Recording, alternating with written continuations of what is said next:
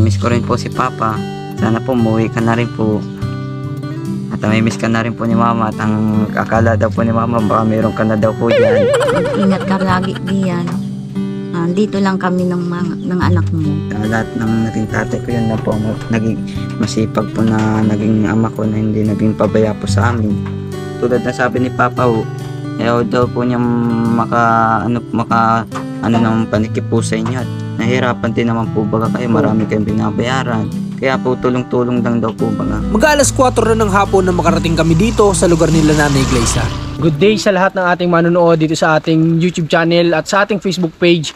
Maraming salamat sa patuloy na nanonood sa ating. Ngayong araw ay kakatapos lang nung birthday celebration ng aming anak at humabol kami sa oras dahil maliwanag pa naman. Hanggat may oras pa huwag natin sayangin. Kaya dito tayo ngayon kay Nanay Gleisa. Yun nga lang, inabot kami na Rans, ang ating cameraman, ng napakalakas na ulan, pati si Commander basang-basa kanina. Pero andito pa rin, tutuloy pa rin tayo dito para makamusta yung pamilya ng mga ng mga beneficiary natin. Tara po.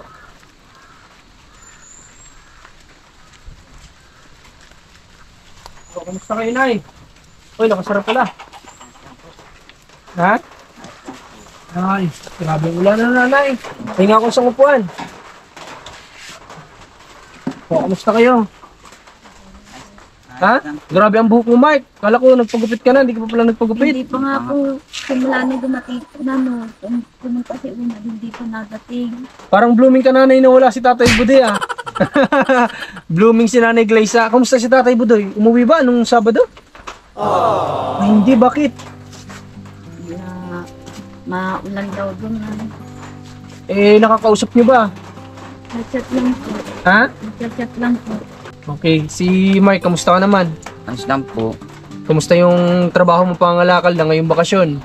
Hindi na po yan nanganganak. Ay, Hindi hindi na na. po ako nangangalakal at simula nung po ko ng year ko sa hindi na ako nangalakal po. Anong ginagawa mo na lang nitong bakasyon?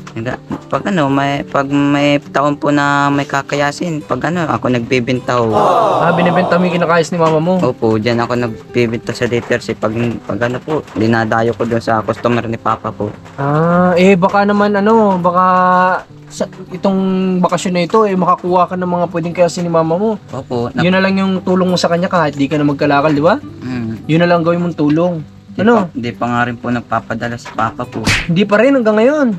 Okay, kasi nung last time na pagbisita natin dito, nagdala kami ni Rans ng mga groceries, kasama nga doon si Tatay Conring, since sila yung sumasakop doon sa tinutulungan natin na isa.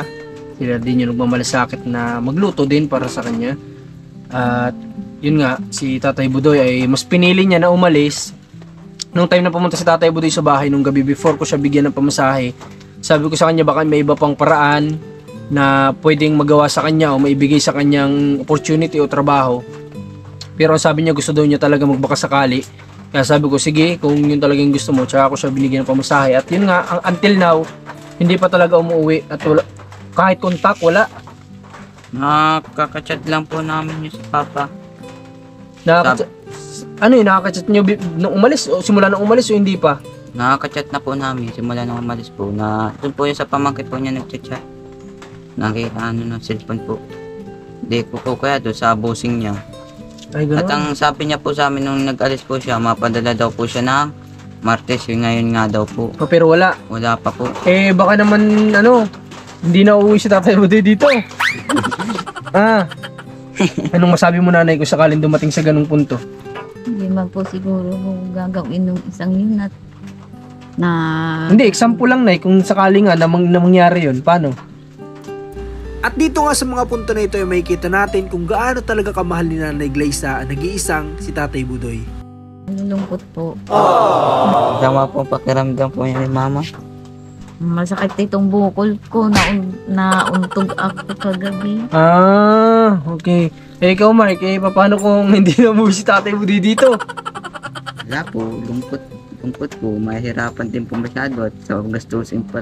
Kung sakali may pangangailangan, hindi mahanan po at wala na kasi yung haligi ng tahanan, Miss ko nga rin po si Papa. Sa lahat ng naging tatay ko, yun na po, naging masipag po na naging ama ko na hindi naging pabaya po sa amin. Kaya lang po kami ngayon hindi maano ni Papa po at talagang gusto lang din niya pong mabigyan kami ng pangangailangan. May Kumbaga, ibigay po yung talagang pangangailangan nagbabaka sakali si Tatay Budoy Opo. para kahit pa paano, since siya nga yung padre de pamilya, ginagawa niya yung best niya para baka sakaling kumita, ano? Opo. Kasi 'di ba lagi nga natin sa kanilang nire-remind na kami, tatay, ay nandito lang kami para sumuporta sa inyo. Nasa mga kamay niyo pa rin kung paano niyo babaguhin yung buhay niyo. Kaya talagang sa Tatay Budoy pinanghahawakan niya 'yon na hindi siya aasa lang, talagang kikilos pa rin. Kaya nga sabi niya, mas gusto niya na doon pumunta sa Quezon at doon magbaka sakaling na baka kumita. Tulad na sabi ni Papa ayaw daw po niya maka naman panikip po sa inyo at nahirapan din naman po baga kayo, marami kayong binabayaran.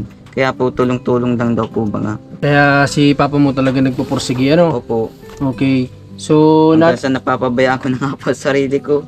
Hindi na ako nakapagpagupit po. ngayon ba hanggang ilang araw ba yung bakasyon nyo na ganyan? 1 linggo po yata at sa Lunes mayroon na po ulit. 1 linggo na walang dahil Semana Santa, ano? Opo. Okay. Kayo ba, nagsisimba pa kayo nung nawala sa Tatay Budoy? Hindi na. Nasamba po. Ha? Nasamba po at ayun po namin sa bukas. Magsasamba pa rin kayo? Okay. So sana baka naman si Nanay Glyce ay may iba na dito. Wala po, di yan. Ha? Di mo po kami naglalanabas na ni Mama po. Baka may iba dito si Nanay Glyce, ah. Wala Baka po. mabalitaan ni Tatay Budoy. Hindi Wala na talaga po. uuwi yun. Wala po. Malaking tiwala ng Malaki po. Malaking tiwala. Okay, tiwala ko sa kanya. si Tatay Budoy, lagi niya naman sinasabi yan before siya umalis na sabi ko nga nako baka maghanap na iba yan. Binibiro lang naman natin pero yung nga sabi ni Tatay Budoy, malaki daw yung tiwala niya kay Nanay Glyce. Kaya pati din naman si Nanay Glyce, malaki din yung tiwala kay Tatay Budoy. O, paano kayo ngayong tag-ulan dito? Kamusta kayo? Ha? Ayos lang po. Si Tatay Conring, pumupunta po ba dito? Opo. Ngayon po hindi siya makapunta at walang bigas. Nahihiya daw siya. Dahil Ay, walang yung- bigas. Yung bigas nga na ibinigay ni Ate Marilyn 1 kilo, yan ang sinain namin kagabi at saka ngayong Kasi nung last time na nauna yata, mas nauna yung dala natin bigas dito, no? Bago na ayun, naubos na yata. Kaya ngayon hindi pumupunta dito sa Tatay Conring kasi nga daw nahihiya na baka wala na daw bigas o ano man. Kaya ngayon, kahit maulan, alam namin na yun yung isa sa problema ninyo dito na bigas. Pinangako ko din nung last time na pagbalik ko dito, dadalang ko ng pasalubong na bigas. Kaya may dala kami dyan. Kunin ni Rans yung kunin mo Rans yung bigas nila. Grabe, sobrang basang-basa kami talaga ng ulan. Pero okay lang. At least sabi ko nga may magawa man lang kami ngayong araw kasi nga medyo pinaghanda lang, konting handaan lang naman dun sa birthday nung anak namin. Sa school niya sinelebrate, mas gusto niya doon. At lahat ng grades ay nakasama, sana napasaya sila. Muli, happy birthday sa anak namin. Ayan, may bigas na kayo, binalot namin ng ng plastic. Oh, Jami, pasok mo Mike doon sa loob nyo, yung isang sakong bigas para makatulong dito sa inyo para wala kayong masyadong problema sa bigas.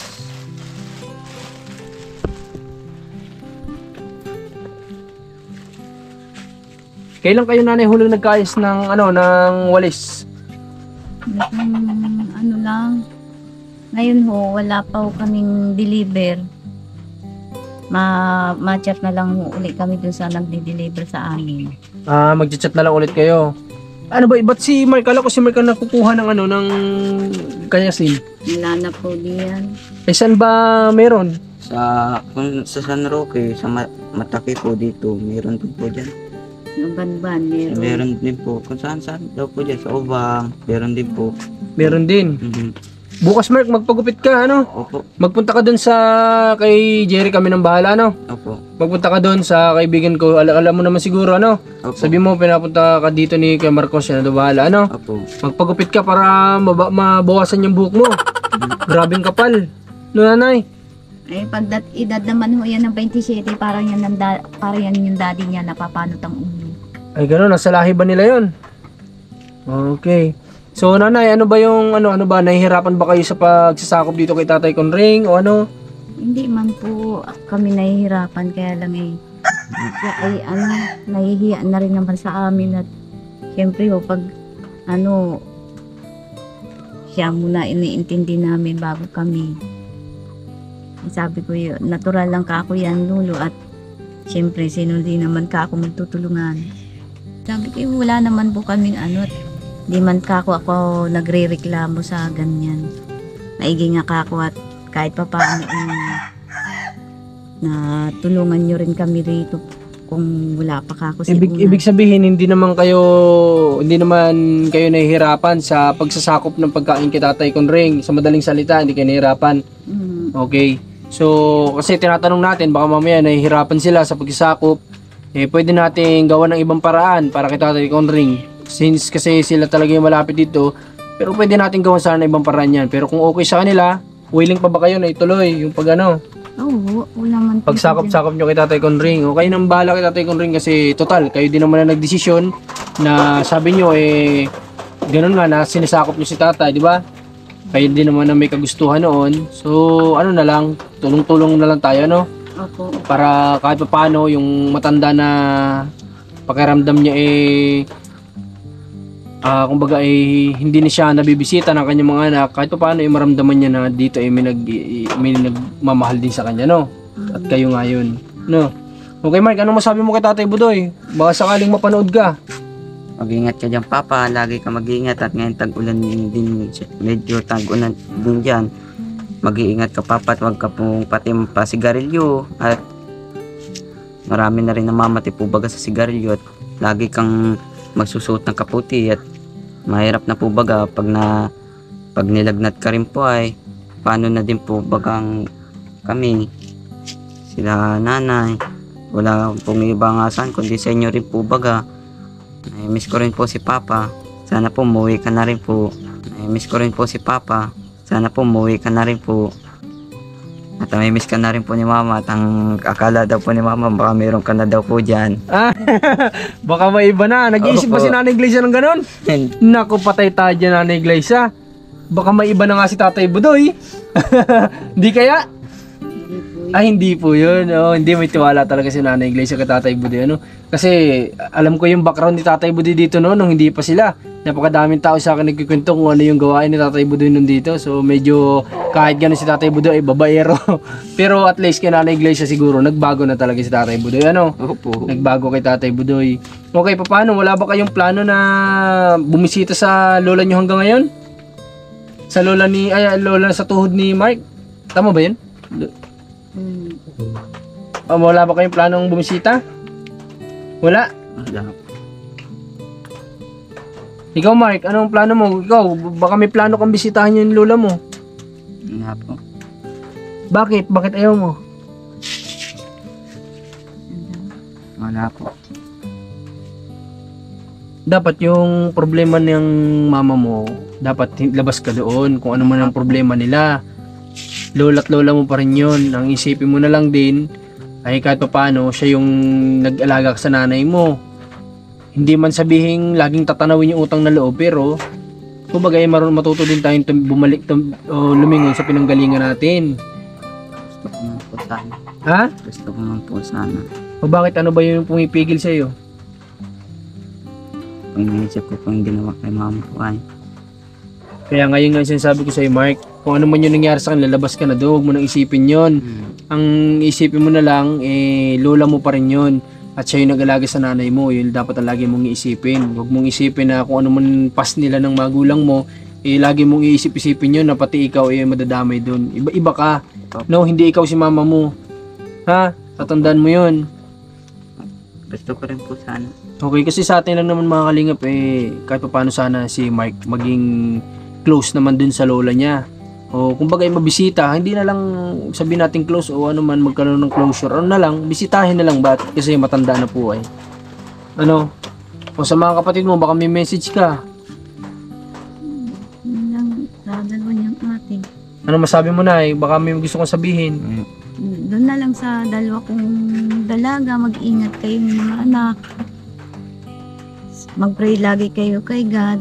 Huwag kayo mag-alala at habang nabuhay pa ako, magkasundo kayong magkakapatid. Yun lang naman ang hiling ko sa inyo. Saka nandito pati, may bunso kang kapatid. Hayaan mo munang mag-isip yung ate mo. Okay, so yun, may message si nanay. Baka sakali mapanood to ng mga kapatid ni Nanay Glaze ha. So yun, ganun pa din naman, wala naman na bago sa kung ano yung plano natin dito sa bahay nila Nanay Glaze ha. Ang yung ano ko sa kanila, yung alo ko sa kanila, offer ko sa kanila na baka gusto nilang manirahan sa norte at meron naman doon nga kaming maliit na lupa na pwede nilang bantayan kung sakaling magkaroon na ng tanim, sila tagabantay lang. At may sahod sila monthly, pero itong lupa na to kanila pa din. Kung sakali makuha natin to, mabili natin, ano pa rin, dito pa rin sila titira. Hindi naman po ito mababago na sabihin pag binili ito wala na silang babalikan dito. Andito pa rin po itong tahanan na ito. Kumbaga anytime na gusto nilang magbakasyon dito, o halimbawa hindi naman kasi laging may patanim. Kung halimbawa walang patanim, gusto nila dito, welcome na welcome sila dito kasi bahay nila ito. Ganun lang naman po. Yun sa atin lang naman second option lang para may pagkakitaan sila na iba. Yun po ay every 4 na buwan yata ang pagtanim at pag-ani, inaabot na 4 na buwan. So 4 na buwan sila may trabaho. Kapag gusto naman nilang magbakasyon dito after ng tanim, pwede sila dito sa bahay na ito. At yun nga, inaantay pa rin namin yung decision dito sa lupa na ito kung ipagbibili ba ito, anong plano dito, kung isang buo ba ito ibibili, pagbibili o ito lang.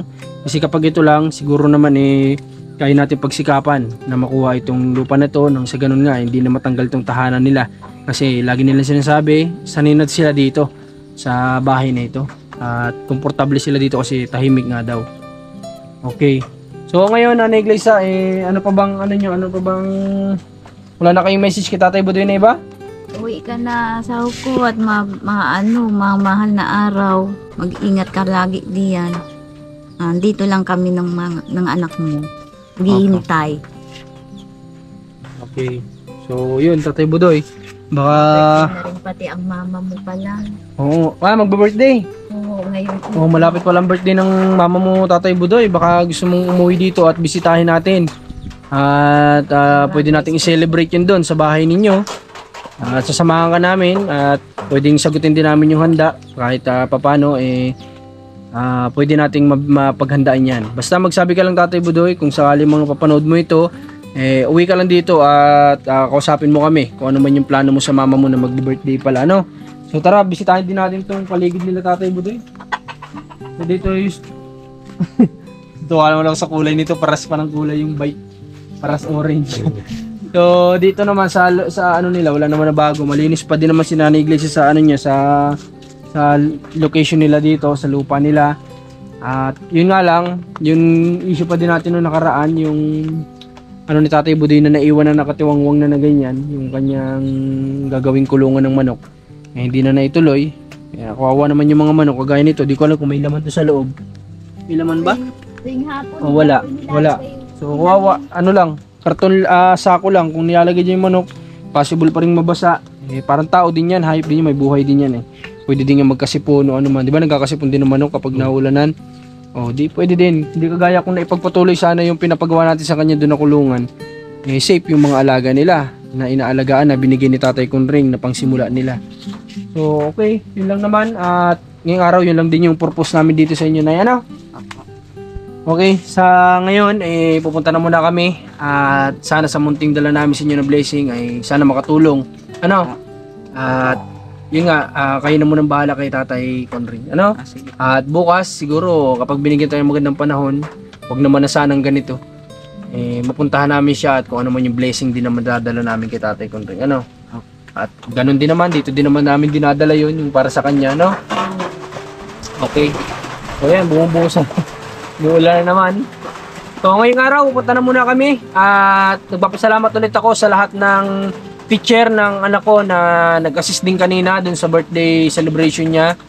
At nakakatuwa din na talagang pinag-pray nila ng maayos yung aming anak, pati kami damay na sa prayer. Sarap sa pakiramdam. At siyempre sa cameraman natin na kahit umulan umaraw, isama natin. Supportan nyo, subscribe nyo, i-follow nyo yung kanyang platform, Rans TV, sa Facebook page at Rans, sa YouTube? Rans Vlog. Rans Vlog sa kanyang YouTube channel. Siyempre si Commander ni Marcos na talagang talagang todo effort din sa kanyang pagtulong. At may bago nga siya, yung anak ng Indiano na sinasabing asawa din yung nanay niya. So yan, suportahan nyo, panoorin nyo, maganda yung kwento ng buhay nun. At yung mga vlog natin, supportahan nyo din po. Muli po, maraming salamat. Tuloy lang tayo sa misyon. Wala magbabago. Marcos TV channel po. God bless sa lahat.